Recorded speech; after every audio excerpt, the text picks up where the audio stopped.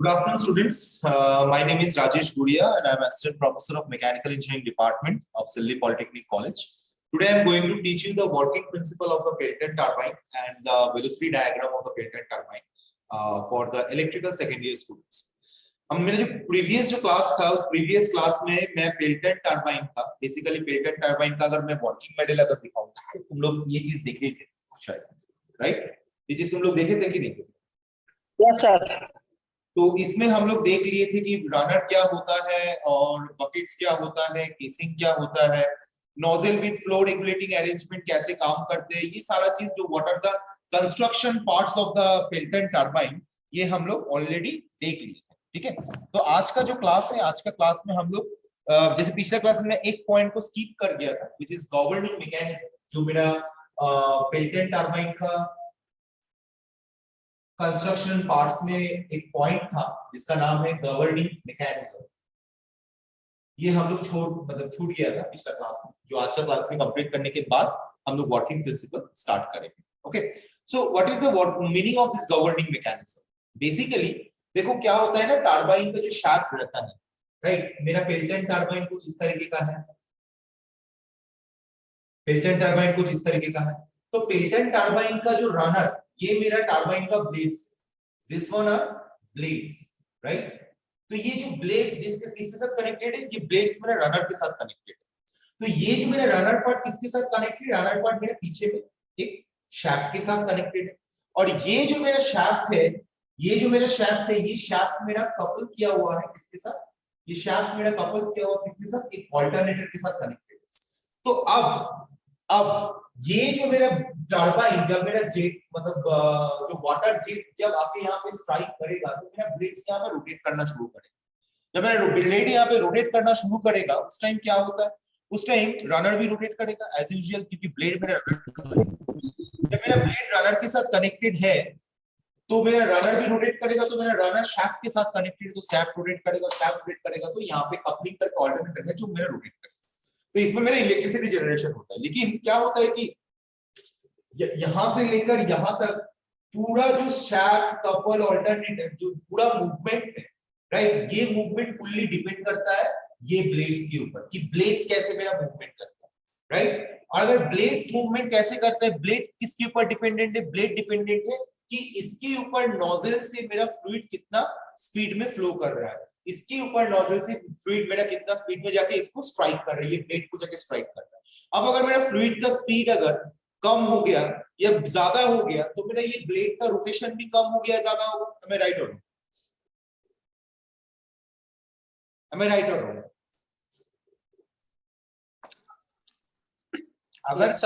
अगर मेरा नोजल से फ्लूइड का स्पीड अगर रिड्यूस होता है या कभी इंक्रीज होता है, इंक्रीज या डिक्रीज की वजह से ब्लेड का जो स्पीड है वो भी, ब्लेड का जो रोटेशनल स्पीड है वो भी मेरा इंक्रीज और डिक्रीज करेगा। जब मेरा इंक्रीज और डिक्रीज करेगा, जब मेरा ये इंक्रीज और डिक्रीज करेगा तब क्या होगा, तब ये रनर भी उसी के बेसिस में, वही चीज के बेसिस में वो रोटेशन करेगा, कभी ज्यादा स्पीड रोटेशन करेगा, कभी कम स्पीड रोटेशन करेगा। और उसके लिए मेरा जो शाफ्ट है उसका भी रोटेशन मेरा क्या होगा, कभी कम होगा कभी ज्यादा होगा। लेकिन यहाँ पे जो मेन मेरा, मैं ये जो सारा अरेंजमेंट मैं किस लिए करता हूँ, मैं ये सारा अरेंजमेंट इसलिए कर रहा हूँ कि मेरा इलेक्ट्रिसिटी जनरेशन करना है।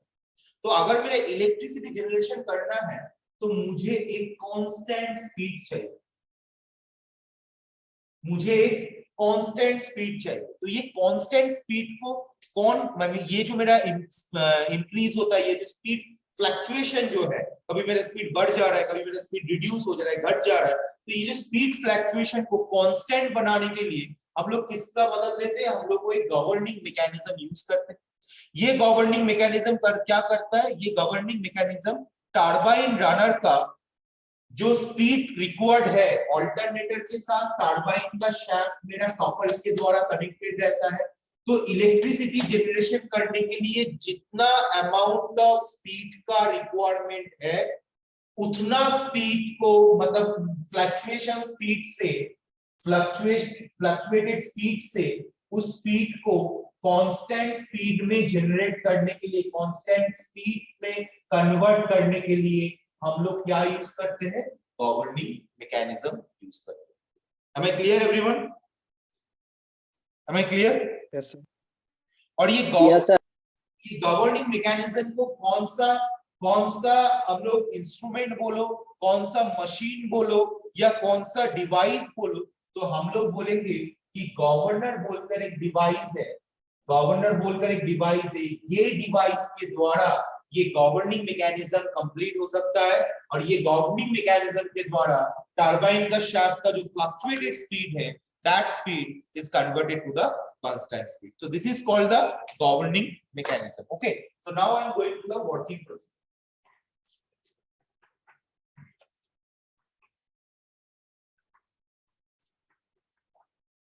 Now I am going to the working principle.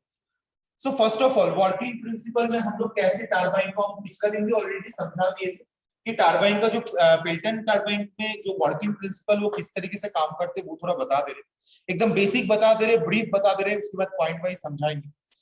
तो मान के चलो ये जो मेरा टरबाइन है, राइट, ये मेरा पेल्टन व्हील टरबाइन है। तो इसमें मेरा फर्स्ट ऑफ ऑल नोजल के थ्रू से, कौन सा वाला मेरा नोजल है, दिस वन इज नोजल, पहले यूज करने दो। So this one is nozzle, ये नोजल के थ्रू से फ्लूइड, एक पहला बात है क्या है, फ्लूइड मेरा हाई हेड में रहता है, राइट। हम थोड़ा सा पिछला दिन वाला जो ड्राइंग अगर मैं कर सकता हूँ एकदम बेसिक एग्जांपल देने के लिए, एक सेकंड, एक सेकंड सर कैमरा हिल गया है। ओके सॉरी, अब ठीक है? Yes sir.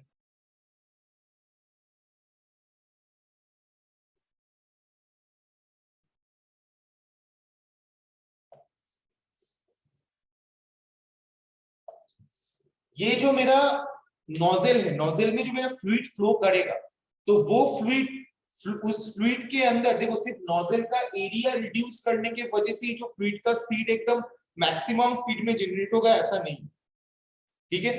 तो उस स्पीड को उस एक मैंने पहले ही बताया था कि as a according to the Bernoulli's equation, कोई भी फ्लूइड जब फ्लो करता है तो उसके अंदर तीन टाइप का एनर्जी रहता है, एक रहता है प्रेशर एनर्जी, दूसरा रहता है काइनेटिक एनर्जी, तीसरा रहता है पोटेंशियल एनर्जी, ठीक है।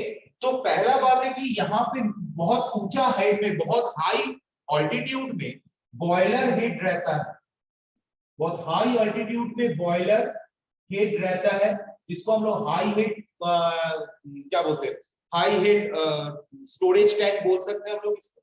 ये हाई हेड स्टोरेज टैंक के अंदर जब मेरा कोई लिक्विड रहता है तो उसके अंदर मान के चलो ये मेरा जमीन है, तो जमीन से एक सर्टेन डिस्टेंस, जिसको हम लोग कैपिटल एच बोल रहे हैं, ये कैपिटल एच डिस्टेंस में जो हाई हेड स्टोरेज टैंक है, हाई हेड स्टोरेज टैंक में मेरा वाटर मेरा स्टोर किया हुआ रहता है। तो जब मेरा हाई हेड में वाटर में रखता हूँ तो उस वाटर के अंदर क्या जनरेट है, देखो स्टोरेज टैंक, इसका मतलब वो वाटर मेरा मूव नहीं कर रहा है, ध्यान देना, स्टोरेज टैंक है वो वाटर मेरा मूव नहीं कर रहा है, वो वाटर इस जगह में स्टोर्ड है, लेकिन डिफरेंस क्या है कि उसको हम लोग एक सर्टेन अल्टीट्यूड पे, सर्टेन हाइट पे हम रखें, तो इसके अंदर क्या एनर्जी रहना चाहिए, anybody? Potential sir, pressure and potential. Potential energy, तो और potential energy and certain amount of pressure energy will be there, because हम लोग जानते हैं कि P equals to rho into G into H, pressure equals to rho into G into H, rho मतलब density of that liquid, G मतलब gravitational acceleration and H मतलब कितना height में वो है, राइट। तो जब वो सर्टेन हाइट में हो, उसके कोई स्टोरेज टैंक के अंदर अगर जब वाटर रहता है तो उसके अंदर काइनेटिक एनर्जी क्या हो जाता है, जीरो बन जाएगा, क्योंकि ये तो मूव नहीं कर रहा है। सो इसका मतलब जो kinetic energy equals to V is equal to root under 2gh, तो ये वाला एनर्जी इसके अंदर नहीं रहेगा, क्योंकि वो वाटर अभी फिक्स्ड है, वो स्टोरेज टैंक के अंदर वो स्टैटिक मोशन, स्टैटिक कंडीशन में अभी है, तो उसके अंदर सिर्फ प्रेशर एनर्जी रहेगा एंड पोटेंशियल एनर्जी रहेगा। पोटेंशियल एनर्जी इक्वल्स टू क्या होता है, m into g into h, m into g into h potential energy, right. तो इसके अंदर अभी जब भी कोई हाई हेड बॉयलर टैंक में या हाई हेड स्टोरेज टैंक में जब कोई वाटर रहता है, उसके अंदर प्रेशर एनर्जी रहेगा एंड पोटेंशियल एनर्जी रहेगा।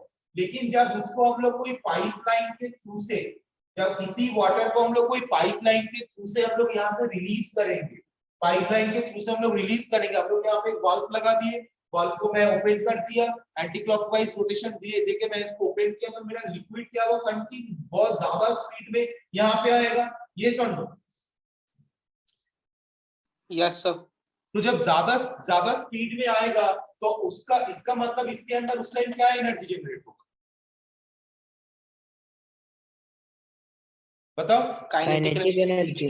काइनेटिक एनर्जी जनरेट होगा तो वो अब देखो energy is neither created nor be destroyed, energy conservation rule, energy is neither created nor be destroyed, energy can be converted from one form to the another form. तो जब वो static position में था तब उसके अंदर P equals to rho into G into एक pressure energy था and potential energy M into G into एक पोटेंशियल एनर्जी था। लेकिन जब भी उसको हम लोग रिलीज कर दिए, वो जब पाइप के अंदर से बहुत स्पीड में आएगा, इसका मतलब लिक्विड के अंदर pressure energy and potential energy, these two energies are converted into the kinetic energy, इसका मतलब उसके अंदर उसमें वेलोसिटी एनर्जी आ जाएगा, काइनेटिक एनर्जी आ जाएगा और वो बहुत ही स्पीड से आके यहाँ पे आएगा, यहाँ तक पहुंचेगा। यहाँ तक पहुंचते पहुंचते पाइप के अंदर से जब कोई फ्लूइड पास करता है तो certain amount of friction loss होता है। तो यहाँ पे वो स्पीड लेके जब आएगा तो कुछ अमाउंट ऑफ फ्रिक्शन लॉस होता है। तो वो फ्रिक्शन लॉस होने के बाद वो जब नोजल के आसपास पहुंचेगा, नोजल में जब पहुंचेगा तो नोजल में क्या होता है, हम लोग जानते हैं कि area is directly indirectly proportional to the velocity, कि अगर मेरा एरिया जब रिड्यूस हो जाएगा तो फ्लूइड का वेलोसिटी ऑटोमेटिक बढ़ जाएगा। तो सर्टेन अमाउंट ऑफ फ्रिक्शन के वजह से अगर मेरा ये जो फ्लूइड जो मेरा मैक्सिमम काइनेटिक एनर्जी लेके हाई ऑल्टीट्यूड स्टोरेज टैंक से जब यहाँ पे आता है तो कुछ अमाउंट फ्रिक्शन के वजह से कुछ अमाउंट ऑफ एनर्जी मेरा लेस हो जाता है, रिड्यूस हो जाता है। जब वो अमाउंट ऑफ एनर्जी मेरा रिड्यूस हो जाता है तो वो जाके यहाँ पे नोजल के पास पहुंचता है। नोजल कैसा शेप का देखने में होता है, नोजल कुछ इस शेप का देखने में होता है। तो वो वाटर जब इस पोर्शन में आके पहुंचता है और यहाँ पे उसका जब एरिया रिड्यूस हो जाता है, जो कम एरिया है, तो जब एरिया कम हो जाता है तो उस फ्लूइड के अंदर ऑटोमेटिक जो वेलोसिटी वो वेलोसिटी ज्यादा हो जाता है, काइनेटिक एनर्जी उसका बढ़ जाता है। जब काइनेटिक एनर्जी उसका बढ़ जाता है इसका मतलब वो बहुत ज्यादा स्पीड से इस टरबाइन के ऊपर यहाँ पे जाके ब्लेड के ऊपर स्ट्राइक करता है और जब टरबाइन का ब्लेड के ऊपर स्ट्राइक करता है तो ये ब्लेड ऑटोमेटिक रोटेशन शुरू करता है। ये ब्लेड एक पोजीशन में आता है तो दूसरा ब्लेड में स्ट्राइक होता है, दूसरा ब्लेड फिर आगे आता है तो तीसरा ब्लेड में, तीसरा ब्लेड आ गया तो चौथा ब्लेड में। इस तरीके से एक नंबर ऑफ ब्लेड मतलब जितना नंबर ऑफ ब्लेड रहता है वो धीरे धीरे वन बाय वन स्टेप आगे आता है और फ्लूइड जाके उसको स्ट्राइक करके उसके अंदर एक रोटेशनल एनर्जी जनरेट करता है, एक रोटेशनल टॉर्क जनरेट करता है। उस टॉर्क के वजह से ये सर्कुलर मोशन में रोटेट करता है, जिसके वजह से ये जो ब्लेड जो रनर से मेरा कनेक्टेड होता है ये रनर भी ऑटोमेटिक रोटेशन करना शुरू करता है। और जब ये रनर रोटेशन करना शुरू होता है तो इसके पीछे जो मेरा शाफ्ट है ये शाफ्ट भी रोटेट होता है और शाफ्ट के साथ जो कपल्ड होके अल्टरनेटर है वो भी रोटेट करता है और मेरा इलेक्ट्रिसिटी जनरेट होता है। Am I clear everyone? Yes, sir. बाकी स्टूडेंट्स क्लियर है? Yes, sir. बाकी स्टूडेंट्स क्लियर है? ओके तो वही यही चीज को अगर मैं पॉइंट वाइज पॉइंट करना चाहूंगा, मतलब देखो बेसिकली वर्किंग प्रिंसिपल तुम लोग इस तरीके से पैराग्राफ में तो अगर लिखोगे तो देखने में भी सही नहीं लगेगा और जो कॉपी चेक करता है वो कॉपी उतना हिस्ट्री उतना थ्योरी वैसे नहीं देखना खोजता है, ठीक है। Give us good way of writing, right. पहला फर्स्ट पॉइंट देखो कि हाई हीट में एक स्टोरेज टैंक रहता है, वो स्टोरेज टैंक एक पेनस्टॉक मैंने पहले ही बताया था, penstock means large diameter pipe, right. Penstock means large diameter pipe, तो पेनस्टॉक के साथ कनेक्टेड रहता है। तो हाई ऑल्टीट्यूड में जब रहता है water, first point high altitude पे रहता है, स्टोरेज होके रहता है। जब उस टाइम वाटर स्टोरेज होके रहता है तो उसके अंदर प्रेशर एनर्जी रहता है, पोटेंशियल एनर्जी रहता है। जब भी उसको हम लोग रिलीज करते हैं स्टोरेज टैंक से, उसको हम लोग पास करवाते बाहर पेनस्टॉक में डालते हैं तो वो pressure energy and potential energy kinetic energy में कन्वर्ट होता है और वही मैक्सिमम काइनेटिक एनर्जी लेके वो फ्लूइड पेनस्टॉक के थ्रू से नोजल तक पहुंचता है। पहला फर्स्ट पॉइंट कंप्लीट। फिर सेकंड पॉइंट में आओ कि नोजल में क्या होता है, नोजल में एरिया रिड्यूस होता है, नोजल का सामने वाला पोर्शन में एरिया रिड्यूस होने की वजह से और certain amount of friction loss होने की वजह से जितना एनर्जी रिड्यूस हुआ वो एनर्जी को रिकवर करने के लिए हम लोग नोजल यूज करते हैं और एरिया रिड्यूस कम हो जाने की वजह से उसमें फ्लूइड के अंदर और भी ज्यादा काइनेटिक एनर्जी जनरेट होता है। दूसरा पॉइंट हो गया काइनेटिक एनर्जी जब जनरेट हो गया वो जाके पेल्टन टरबाइन का ब्लेड के ऊपर स्ट्राइक करता है, पेल्टन टरबाइन का ब्लेड का बकेट्स के ऊपर स्ट्राइक करता है। अब तुम यहाँ पे बहुत सारा चीज लिख सकते हो 3 नंबर पॉइंट में, तो 3 नंबर पॉइंट में लिख सकते हो कि बकेट जो होता है वो कुछ हेमिस्फेरिकल टाइप का होता है, बकेट जो होता है वो कुछ हेमिस्फेरिकल टाइप का होता है, कुछ इस तरीके का होता है हेमिस्फेरिकल टाइप। तो हेमिस्फेरिकल टाइप का बकेट में जो बीच वाला पोर्शन होता है इसको हम लोग स्प्लिटर बोलते हैं। तो फ्लूइड जब स्ट्राइक करता है वो स्प्लिटर में स्ट्राइक करता है। जब वो स्प्लिटर में स्ट्राइक करता है तो फ्लूइड दोनों तरीके से डिस्ट्रीब्यूट हो जाता है और ब्लेड के ऊपर एक रोटेशनल टॉर्क जनरेट करता है। तो ब्लेड मेरा रोटेट करना शुरू कर देता है, right. Point number 3 complete. Point number 4 में जब भी मेरा ब्लेड रोटेट करता है तो उस टाइम मेरे जो रनर ब्लेड के साथ ब्लेड को कनेक्ट करके रखता है तो वो रनर रोटेट करता है। रनर रोटेट करता है तो मेरा शाफ्ट रोटेट होता है और शाफ्ट रोटेट होता है तो अल्टरनेट मेरा कपल होकर रहता है। तो वो अल्टरनेट कपल के थ्रू से अल्टरनेटर कपल्ड होता है तो अल्टरनेटर भी रोटेट होता है। तो दैट्स व्हाई माय इलेक्ट्रिसिटी वहां से मेरा जनरेट होता है क्योंकि अल्टरनेटर के साथ एक जनरेटर कनेक्टेड रहता है तो वो जनरेटर मेरा इलेक्ट्रिसिटी जनरेट करता है। Is it very tough? Tough कुछ है? No sir. ये समझ में आया? बाकी students Anand, Gopal, Anjali, Yes, sir. Anjali, Ishita, Ankit, Ankit Raj, Anurag, समझ में आया ये सब? Yes, sir. Yes, sir. Sir. Okay. So इस जो भी मेरे नोट्स तो मैंने ऑलरेडी दे चुका हूँ इसका पूरा पेल्टन टरबाइन के ऊपर, वो नोट्स पढ़ोगे। वर्किंग प्रिंसिपल जैसे मैंने, देखो बात है ना कि तुम लोग कोशिश करोगे जितना हो सके समझने का कि कैसे वो पेल्टन टरबाइन काम करता है। अगर क्वेश्चन यही आता है कि write down the construction of the Pelton turbine और the working principle of the Pelton turbine with neat sketch, right. एक स्केच बनाना पड़ेगा। स्केच बना के जैसे मैंने बनाया पेल्टन टरबाइन की नीड स्केच बनाना पड़ेगा जो ऑलरेडी नोट्स में दिया हुआ है। स्केच में स्केच बना के उसके बाद पॉइंट वाइज पॉइंट उसको एक्सप्लेनेशन करना है। वो अपने लैंग्वेज में अगर एक्सप्लेन करोगे दैट इज वेरी गुड। अगर बुकिश लैंग्वेज में एक्सप्लेन करोगे तो बीच में अगर भूल जाओगे तो फिर दिक्कत होगा। तो बेहतर होगा उस कॉन्सेप्ट को लोग वर्किंग प्रिंसिपल कैसे काम करता है उस हिसाब से लिखना है। और अगर सिर्फ कंस्ट्रक्शनल पार्ट बोलता है कि write down the constructional part with proper diagram, तो तुम लोग सिंपल बोल दोगे 5 गो पार्ट है, नोजल फ्लो रेगुलेटिंग अरेंजमेंट है, रनर बकेट से केसिंग है, उसके बाद शाफ्ट है एंड गवर्निंग मैकेनिज्म है, सॉरी ब्रेकिंग जेट है एंड गवर्निंग मैकेनिज्म है। तो ये सारा चीज बोल के उसका सिंगल हर एक पॉइंट के लिए इंडिविजुअल जब रनर विद बकेट्स बोलोगे तो बकेट्स का डायग्राम, जब nozzle with flow regulating arrangement बोलोगे तो नोजल के साथ फ्लो रेगुलेटिंग अरेंजमेंट का डायग्राम, जब ब्रेकिंग जेट्स बोलोगे तो ब्रेकिंग जेट का डायग्राम, ब्रेकिंग जेट का डायग्राम उल्टा साइड से एक जेट शो कर दोगे तो ब्रेकिंग जेट बन जाएगा। गवर्निंग मैकेनिज्म बोलने से उसका कोई डायग्राम देने का जरूरत नहीं है, लेकिन जो समझाया हो गवर्निंग मैकेनिज्म में उसमें थोड़ा सा लिखने का जरूरत पड़ता है। तो इस तरीके से लिख दोगे तो तुम्हारा कंस्ट्रक्शन एंड वर्किंग प्रिंसिपल वाला पार्ट जो है पेल्टन टरबाइन का वो मेरा कंप्लीट हो जाएगा, राइट। तो अभी हम लोग आ रहे हैं the last part of the Pelton turbine which is called the velocity diagram. ठीक है, बेसिकली तुम लोग का जो सिलेबस में वेलोसिटी डायग्राम है, राइट, लेकिन उसके ऊपर कोई न्यूमेरिकल नहीं, राइट। तुम लोग का सिलेबस में कोई न्यूमेरिकल नहीं है तो मैं बस सिर्फ वेलोसिटी डायग्राम दिखाऊंगा और वेलोसिटी डायग्राम से वर्क डन और एफिशिएंसी का क्या फॉर्मूला होता है वो फॉर्मूला मैं दिखा दूंगा। क्योंकि अगर कभी इन केस तुम लोगों को वर्क डन और एफिशिएंसी निकालने बोला जाता है तभी तुम फॉर्मूला यूज करके निकाल सकते हो, लेकिन सिलेबस में नहीं है। बट ये तुम लोग का कॉम्पिटिटिव एग्जाम के लिए कि अगर कभी पेल्टन टरबाइन का वर्क डन और एफिशिएंसी निकालने बोला जाता है तो हम लोग कौन सा फॉर्मूला अप्लाई करके निकाल सकते हैं, राइट। तो अभी हम लोग शुरू कर रहे हैं velocity diagram of Pelton turbine.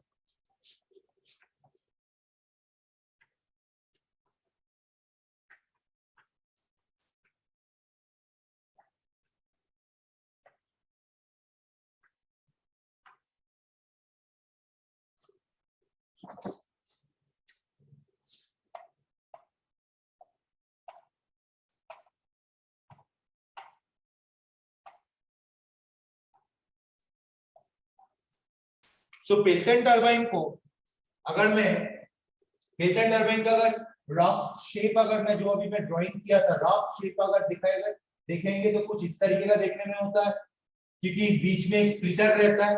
तो हम लोग पेल्टन टरबाइन का अगर वेलोसिटी डायग्राम हम लोग कोई पूछता है तो हम लोग कुछ इस तरीके का ड्राइंग करते हैं,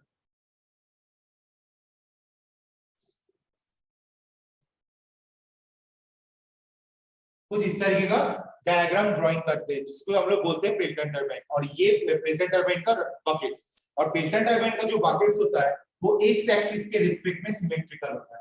पेल्टन टरबाइन का जो बकेट्स होता है वो एक्स एक्सिस के रिस्पेक्ट में सिमेट्रिकल होता है, ठीक है। तो दिस इज माय वेन, ये हम लोग का पेल्टन टरबाइन का vane, this is my vane. और second one this is my jet, क्योंकि जेट जाके हमेशा स्प्लिटर में स्ट्राइक करता है, मतलब बीचों बीच वाला पोर्शन में स्ट्राइक करता है, तो ये इसको हम लोग बोल रहे हैं जेट, ठीक है। सो वेन हो गया, जेट हो गया, और ये मेरा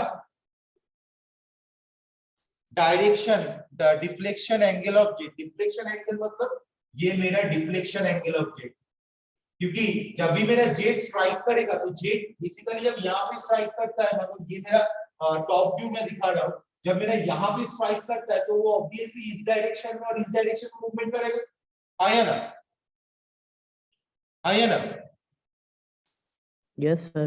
तो जब भी मेरा जेट इस स्प्लिटर में स्ट्राइक करता है, वो हमेशा जो जेट को डिस्ट्रीब्यूट करता है, डिस्ट्रीब्यूट करते में दो पार्ट में डिस्ट्रीब्यूट करता है, एक इस पार्ट में डिस्ट्रीब्यूट करता है, एक इस पार्ट में डिस्ट्रीब्यूट करता है, मतलब सर्टेन अमाउंट ऑफ फ्लूइड इस साइड डायरेक्शन में निकल जाता है, सर्टेन अमाउंट ऑफ फ्लूइड इस डायरेक्शन में निकल जाता है।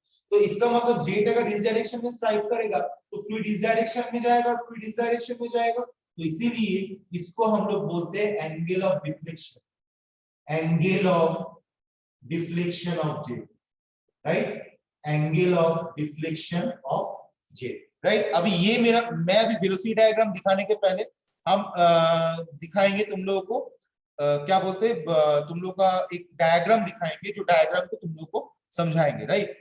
तो मैं अभी इसको उल्टा कर दे रहा हूं। ये मैंने जब वेलोसिटी डायग्राम के पहले, जब मेरा टरबाइन में, जब वेलोसिटी डायग्राम के पहले जब मेरा टरबाइन का ब्लेड पे जब फ्लूइड मेरा स्ट्राइक करता है, उस कंडीशन में ब्लेड्स का कौन सा पोर्शन को क्या बोला जाता है वो मैंने दिखाया, ठीक है। अभी मैं दिखा रहा हूं वेलोसिटी डायग्राम।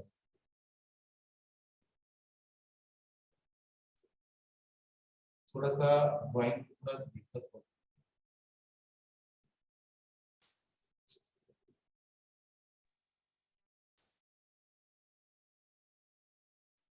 ठीक। जेट कौन सी जगह में स्ट्राइक करेगा, बीचों बीच स्ट्राइक करेगा जेट। जेट जब बीचों बीच स्ट्राइक करता है तो इसका देखो, first of all deflection angle क्या होगा, ध्यान देना। मान पहला कंडीशन, फर्स्ट कंडीशन, अगर मेरा ये ब्लेड फिक्स्ड है, ओके, अगर मेरा ये ब्लेड फिक्स्ड है और मेरा जो फ्लूइड, राइट, मेरा जो फ्लूइड आ रहा है वो फ्लूइड अगर मेरा v1 वेलोसिटी लेके आता है, अगर मेरा ब्लेड फिक्स्ड है और मेरा जो फ्लूइड वो v1 वेलोसिटी लेके आता है, तो v1 वेलोसिटी लेके अगर इस ब्लेड के ऊपर स्ट्राइक करेगा तो ब्लेड का, इमेजिन करते हैं मेरा तो ब्लेड फिक्स्ड है, देखो यहाँ पे रनर पोर्शन में तो मेरा ब्लेड फिक्स्ड है ना, रनर पोर्शन में मेरा ब्लेड फिक्स्ड है, ठीक है। तो ब्लेड का मोशन, रनर के साथ मेरा ब्लेड मेरा फिक्स्ड है, लेकिन जब v1 स्पीड में जब यहाँ पे स्ट्राइक करेगा तो ब्लेड का एक मोशन होता है, लेकिन मैं अगर उस मोशन को सर्कुलर ना पकड़ के अगर मैं लिनियर पकड़ता हूं तो वो motion, that motion will be the u, that motion will be the u, ठीक है। तो यहां से लेकर मैं, मतलब मैं कोई भी पॉइंट से मैं स्टार्टिंग कर सकता हूं, जिसको मैं यहाँ पे बोल सकता हूँ v1, क्योंकि फ्लूइड जो आता है वो फ्लूइड v1 वेलोसिटी से आके स्ट्राइक करता है।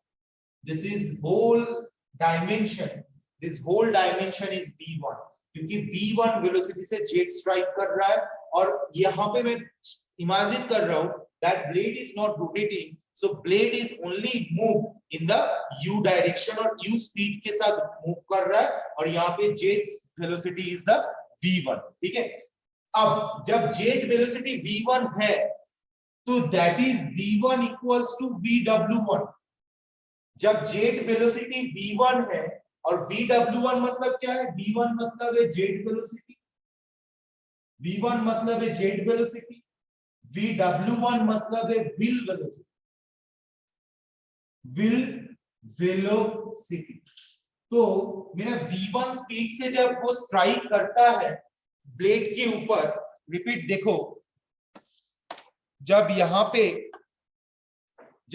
पे फ्लूइड जाके इस डायरेक्शन में स्ट्राइक करता है, यहां से फ्लूइड जा रहा है, जाके स्ट्राइक करेगा तो ऑब्वियसली ब्लेड में स्ट्राइक करेगा, तो ब्लेड में स्ट्राइक करेगा तो ब्लेड क्या होगा, ब्लेड रोटेशनल मोशन देगा, लेकिन ब्लेड जब रोटेशनल मोशन देगा तो पूरा एक व्हील को घुमा रहा है। ये जो मेरा रनर पार्ट है, ये रनर पार्ट को अगर मैं व्हील मानता हूं, ये रनर वाला पार्ट जो मेरा है, गोल वाला जो पार्ट है सर्कुलर वाला, ये रनर वाला पार्ट को अगर मैं व्हील मानता हूं तो ये पूरा व्हील को घुमा रहा है कि नहीं घुमा रहा है? हाँ यस सर। घुमा रहा है। घुमा रहा है सर। बाकी स्टूडेंट समझ में आ रहा है कि अगर मैं एक ब्लेड को स्ट्राइक कर रहा हूं तो ये ब्लेड क्या हो रहा है, मेरा ब्लेड मेरा रोटेट कर रहा है, ब्लेड मेरा घूम रहा है। तो ब्लेड जब घूम रहा है तो उसके साथ जो रनर कनेक्टेड है वो रनर वाला पार्ट मेरा घूम रहा है। तो रनर वाला पार्ट घूम रहा है, इसीलिए हम लोग उसको बोल रहे हैं रनर वाला जो वेलोसिटी है that is my wheel velocity Vw1।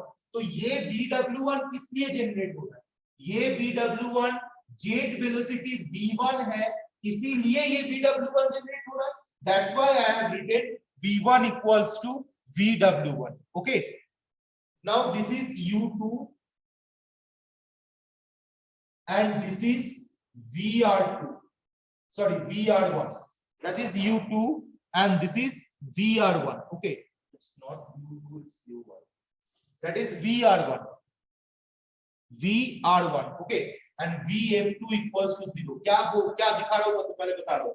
v1 Vw1 clear है, u मेरा क्लियर है, vr1 क्यों है? vr1 मतलब है रिलेटिव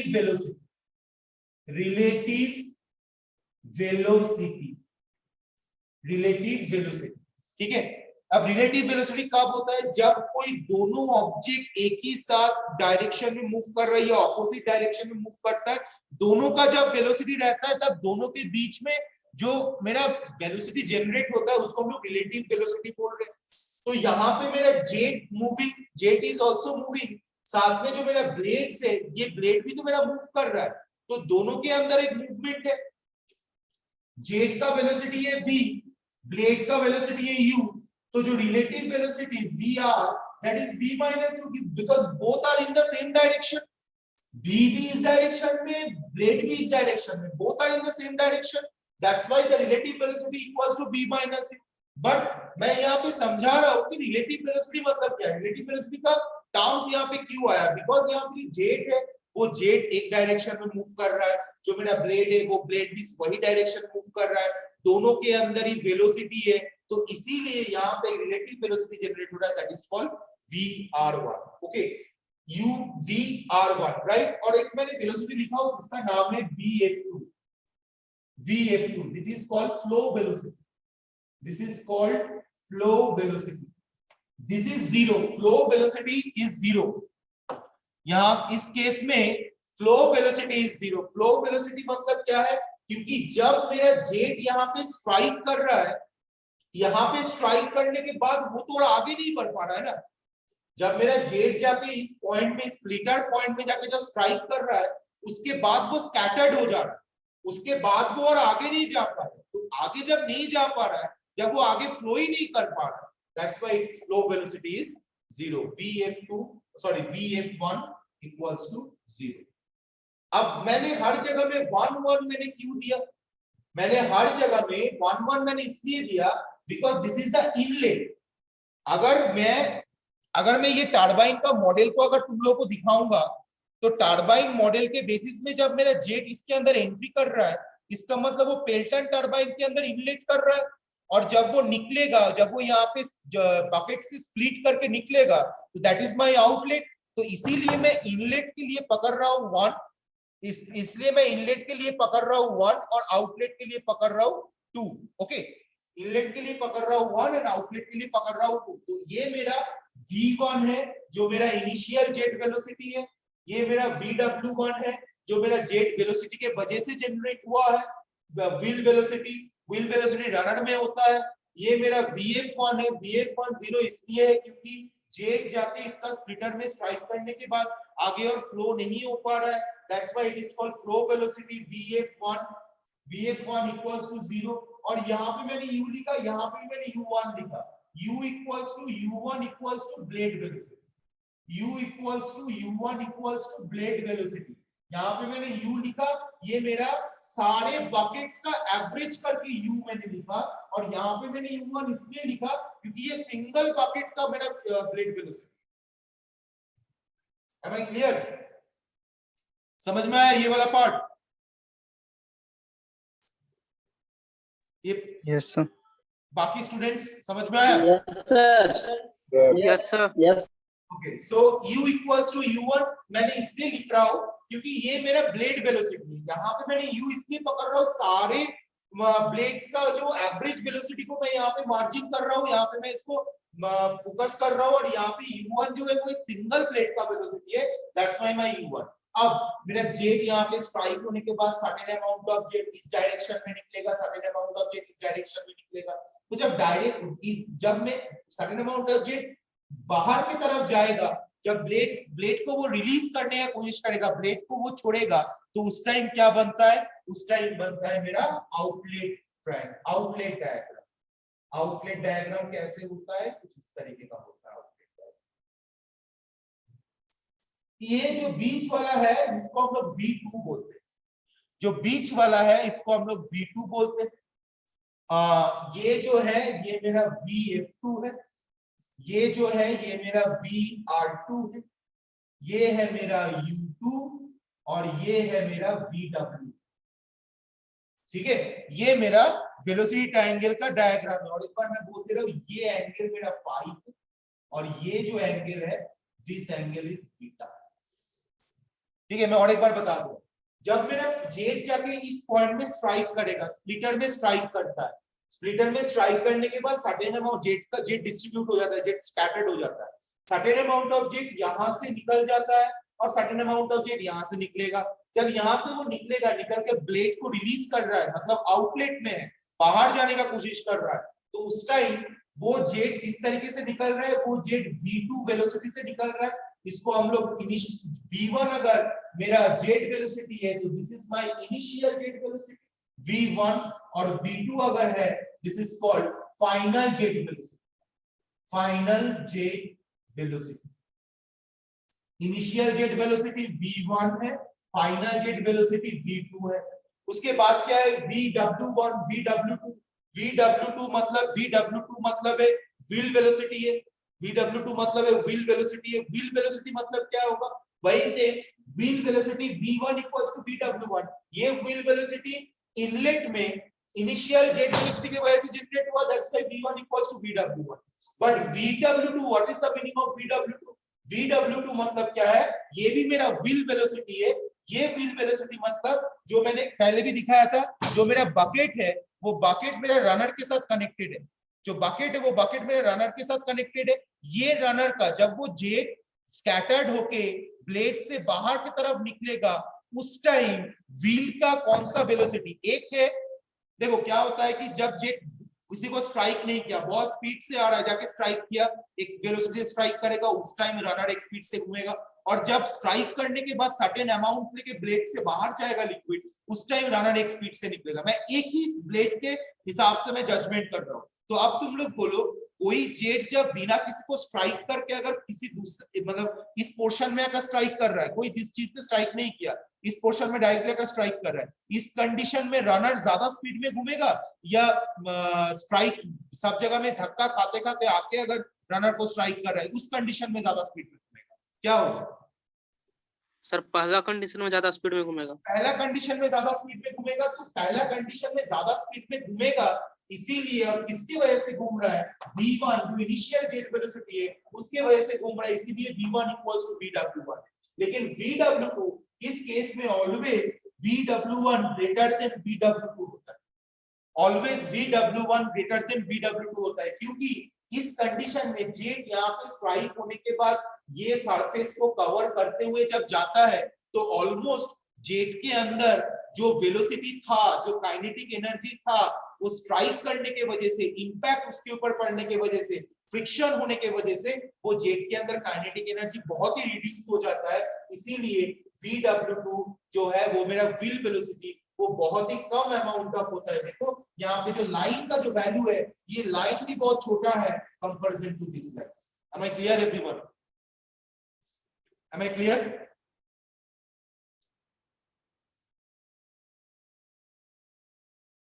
बताओ, क्लियर हुआ ये चीज?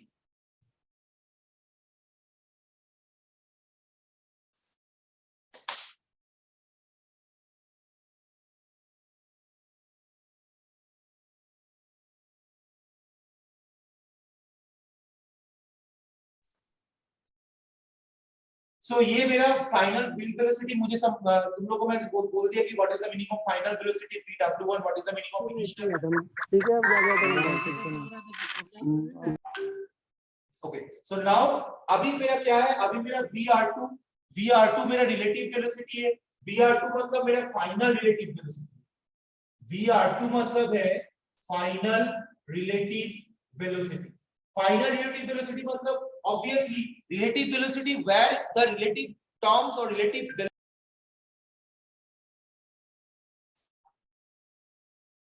तो Vr2 फाइनल रिलेटिव वेलोसिटी कब आता है, जब मेरा दोनों वेलोसिटी का टर्म्स आता है, उसी टाइम हम लोग रिलेटिव वेलोसिटी का टर्म्स जनरेट करते हैं। तो जब मेरा जेट यहां से बाहर चल जाएगा, प्लेट से बाहर निकलेगा, तो उस टाइम मेरा व्हील का एक वेलोसिटी है, मीन ब्लेड का एक वेलोसिटी है, साथ में जेट का भी वेलोसिटी रहेगा। देखो यहाँ पे V2 भी है, और अगर मेरा Vw2 भी है, मतलब व्हील वेलोसिटी V2 मतलब तुम्हारा जेट वेलोसिटी, साथ में बकेट वेलोसिटी भी है। ये जो U2 है, U2 तो मेरा बकेट है, तो बकेट वेलोसिटी भी है, तो इसलिए रिलेटिव वेलोसिटी जनरेट हो रहा है जो मेरा Vr2 है। तो Vr2 मतलब फाइनल रिलेटिव वेलोसिटी है, और Vf2 मतलब flow velocity, final flow velocity. देखो इनिशियल वेलोसिटी तो मेरा 0 होगा, क्योंकि जब भी मेरा फ्लूइड इस स्प्लिटर में जाकर स्ट्राइक कर रहा है, उसके बाद वो फ्लूइड और फ्लो नहीं कर पा रहा है, दैट्स व्हाई Vf1 = 0।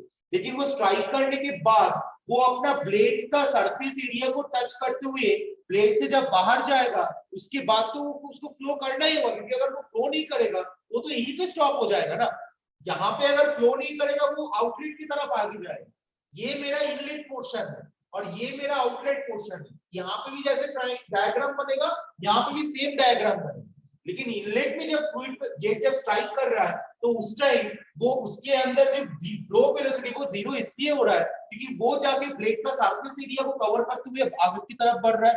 लेकिन जब वो सरफेस एरिया को कवर करके छोड़ के जब बाहर की तरफ चल जाएगा, तब उसके अंदर एक सर्टेन अमाउंट ऑफ वेलोसिटी रहेगा, जिसको फ्लो वेलोसिटी बोलते हैं। That flow velocity equals to Vf2, right. और जो बाकी है मेरा U2, that is my blade velocity, that is my blade velocity, right. अब Vr2 U2 के साथ कितना एंगल करके बैठा हुआ है, फाई एंगल करके बैठा हुआ है। फाई मतलब मैं पहले ही बोल दिया था, फाई मतलब है एंगल ऑफ डिफ्लेक्शन। फाई मतलब है angle of deflection of jet, angle of deflection of jet. तो यहाँ पे जो V रिलेटिव वेलोसिटी है, ये U2 के साथ फाई एंगल करके बैठा हुआ है। This angle is angle of deflection of jet and this angle is called the beta. ये बीटा एंगल करके बैठा हुआ है, राइट। बीटा एंगल करके इसको हम लोग क्या एंगल बोलते हैं, इसको हम लोग बीटा को हम लोग बोलते हैं वेन एंगल, इसको हम लोग बोलते हैं वेन एंगल। फाई को हम लोग बोलते हैं डिफ्लेक्शन एंगल, बीटा को हम लोग बोलते हैं वेन एंगल। क्वेश्चन आ सकता है कॉम्पिटिटिव में कि वेन एंगल को हम लोग कौन से डिफाइन करते हैं, ये डिफ्लेक्शन एंगल को किससे डिफाइन करते हैं, या तो हम लोग जो फाई बोलते हैं इसको हम लोग क्या एंगल बोल सकते हैं, बीटा को हम लोग क्या एंगल बोलते हैं पेल्टन टरबाइन के केस में। तो ये सारा चीज है। This is called the inlet velocity diagram and this is called the outlet velocity diagram.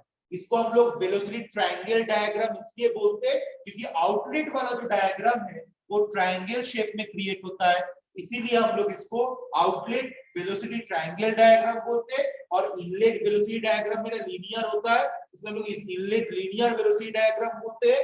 और ये वेलोसिटी डायग्राम का जरूरत क्या है, ये वेलोसिटी डायग्राम की वजह से हम लोग पेल्टन टरबाइन के अंदर वर्किंग प्रिंसिपल पेल्टन टरबाइन का द्वारा कितना वर्क डन हो रहा है और उसके पावर कितना जनरेट हो रहा है और उसका एफिशिएंसीज वगैरह क्या है, वो सारा चीज हम लोग जज कर सकते, हम लोग निकाल सकते हैं, डिटरमाइन कर सकते हैं। इसलिए वेलोसिटी ट्रायंगल डायग्राम का जरूरत पड़ता है। अब मैं बस हाइड्रोलिक वर्क डन क्या है और क्या नहीं है वो मैं फॉर्मूला लिखते रहूं, और एफिशिएंसी क्या है वो फॉर्मूला लिखते रहूं।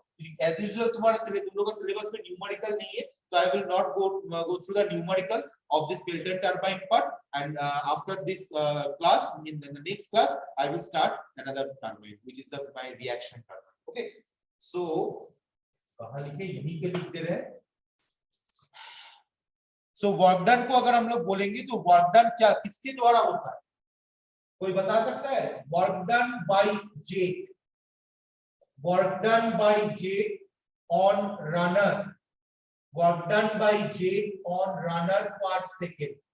देखो क्या होता है जब ये पेल्टन टरबाइन में जब फ्लूइड मेरा यहाँ से एंट्री करता है, राइट, फ्लूइड मेरा जब यहाँ से एंट्री करता है तो वो मेरा जेट जाता है, जेट जब जाता है तभी जाके ये मेरा रोटेशन करना शुरू करता है, राइट। तो जेट जब जाके ये ब्लेड को स्ट्राइक करता है तभी जाके रनर रोटेट करता है, और रनर रोटेट करता है मतलब that is called the work done. जब मेरा रनर रोटेट करता है तो that is called my work done. तो work done by jet on runner पर second that is equals to rho into a into v1 into vw1 plus minus vw2, vw1 plus minus vw2.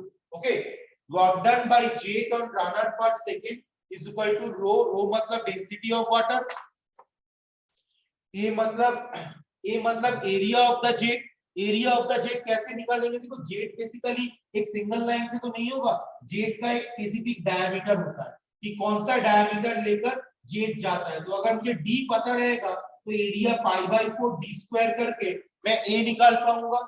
Density of the water पता है, A equals to pi by 4 D square, A मतलब है area of jet, A equals to है area of jet, right, A equals to area of jet, rho into A into v1, v1 मतलब है initial jet velocity, vw1 है मतलब wheel initial wheel velocity, और vw2 मतलब है final wheel velocity. अब यहाँ पे मैंने एक साइन दिया जिसका मतलब है प्लस माइनस, ये प्लस माइनस डिपेंड करता है, ध्यान देना, ये जो मेरा प्लस माइनस है ये प्लस माइनस मेरा डिपेंड करता है वेन एंगल के ऊपर। वेन एंगल हम लोग किसको बोलते हैं?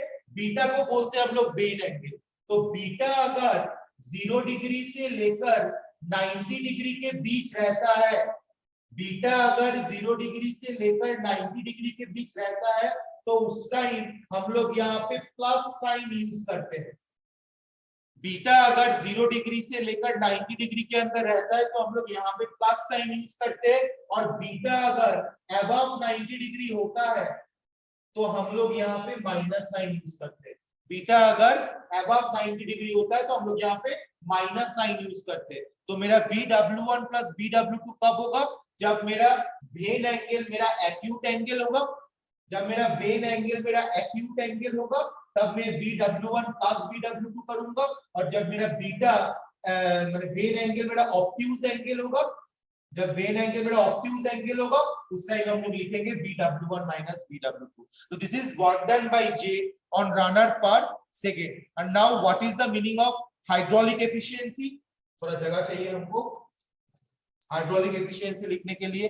हाइड्रोलिक एफिशिएंसी ईटा एच कैसे लिखते हैं? Eta H equals to hydraulic efficiency हम लोग बोलते हैं। हाइड्रोलिक एफिशिएंसी का जो फार्मूला है that is 2 into vw1 plus minus vw2, 2 into vw1 plus minus vw2 into u divided by v1 square, this is into 100%, right, into 100%, this is the efficiency। क्योंकि तो जब भी हम लोग efficiency का कैलकुलेट करते हैं हम लोग को 100% से मल्टीप्लाई करना पड़ता है। ओके, सो 2 into vw1, vw1 मतलब इनिशियल व्हील वेलोसिटी, vw2 मतलब final wheel velocity, plus minus depends on the acute angle and obtuse angle, and v1 square is equal to initial jet velocity into 100%, this is like hydraulic eta hydraulic efficiency।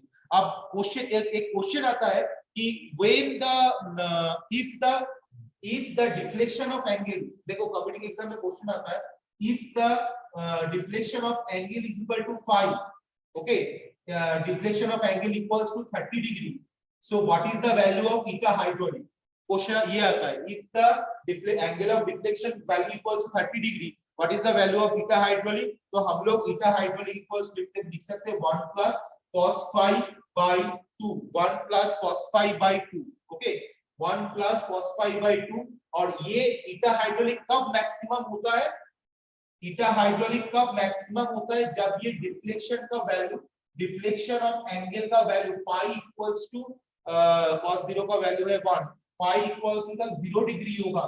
देखो phi equals to 0 degree होगा तो cos 0 होगा, cos 0 का value होता है 1, 1 plus 1 2, 2 by 2 1, 1 into 100%, 100%।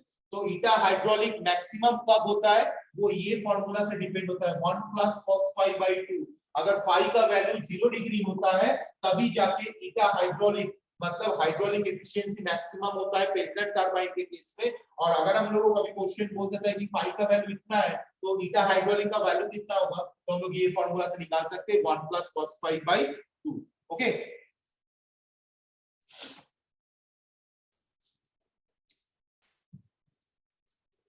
now next part is what is the meaning of the mechanical efficiency? eta mechanical एक होता है eta hydraulic, एक होता है eta mechanical। मैकेनिकल देखो एफिशिएंसी का जो कॉन्सेप्ट है that is means output power divided by input power, output power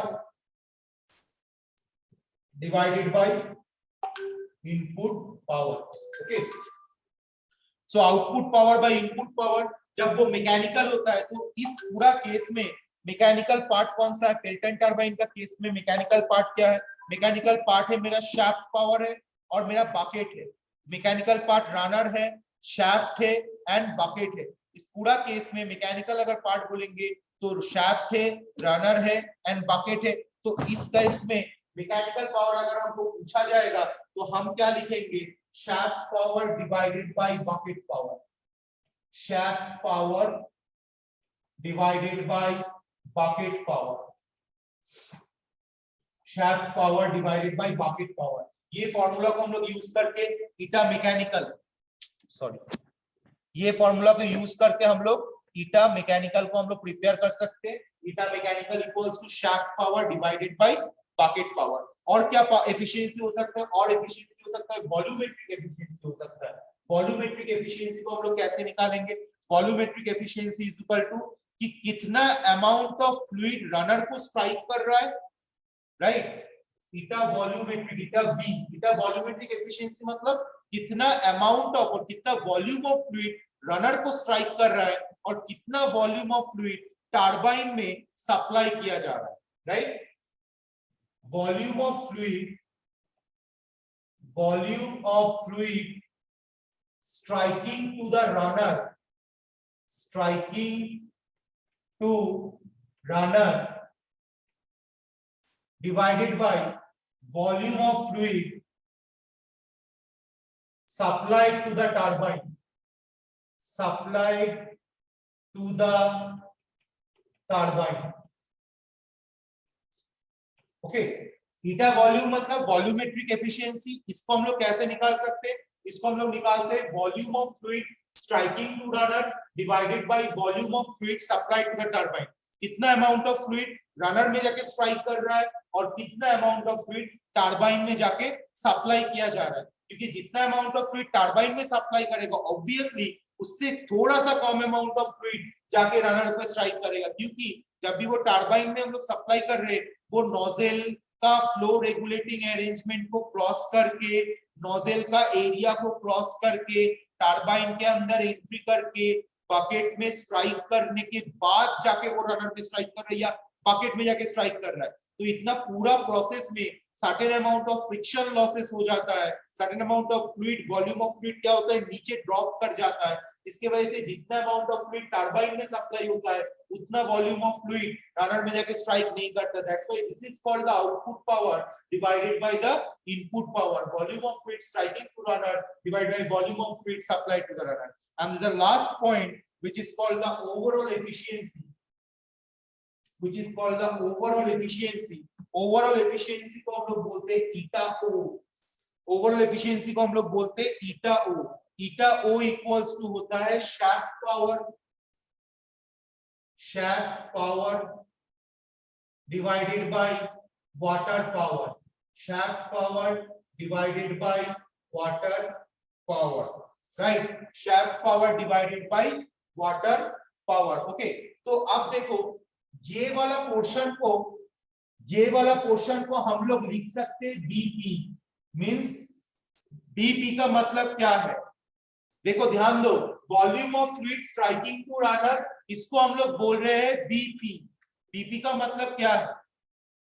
BP का मतलब है bucket power, right? So this is called bucket power. और volume of fluid striking to the runner, इसको हम लोग लिख सकते हैं WP. Volume of fluid supplied to the turbine, that is called WP. WP for water power और BP for bucket power.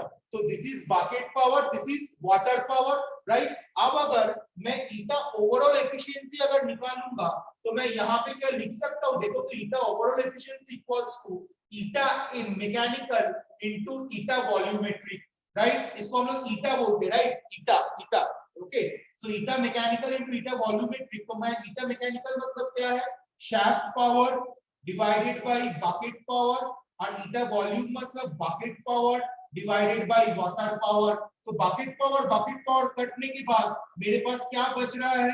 Shaft power divided by water power. तो eta overall efficiency equals to shaft power divided by water power और eta mechanical into eta volumetric. Eta mechanical equals to shaft power divided by bucket power and eta volumetric equals to bucket power divided by water power. Okay, am I clear everyone? Am I clear students? Yes, sir. Yes. बाकी students clear है? चंदन, Isha? Yes, sir. Yes, sir. Okay. Yes, sir. Okay. If anybody having any doubt, they can ask the question. Anybody having any doubt, they can ask the question. Okay.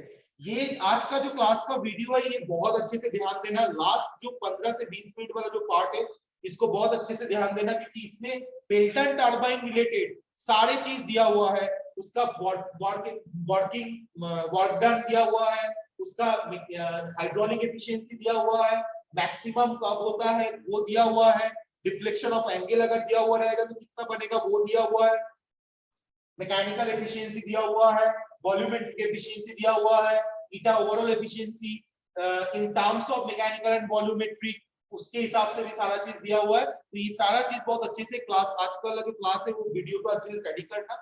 Okay, so if you have any doubt please next class में एक बार मुझे पूछ लेना। Okay, so thank you everyone. Ajay मुझे इस class का screenshot थोड़ा भेज दो मुझको अटेंडेंस का। Thank you. Okay, so thank you everyone for attending class. Thank you. Thank you, sir. Okay.